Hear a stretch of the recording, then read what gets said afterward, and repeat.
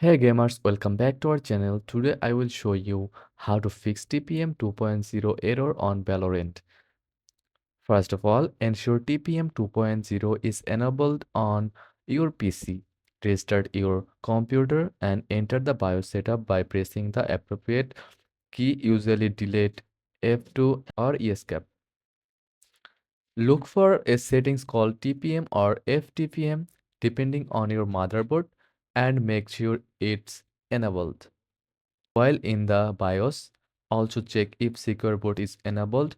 Go to the Boot tab, find the Secure Boot option and turn it on. Save your changes and exit the BIOS. Next, ensure your Windows is up to date. Go to Settings, Update and Security, then Windows Update and click Check for updates. Download and install any available updates. Make sure your Valorant game and Riot Vanguard anti-cheat software are updated.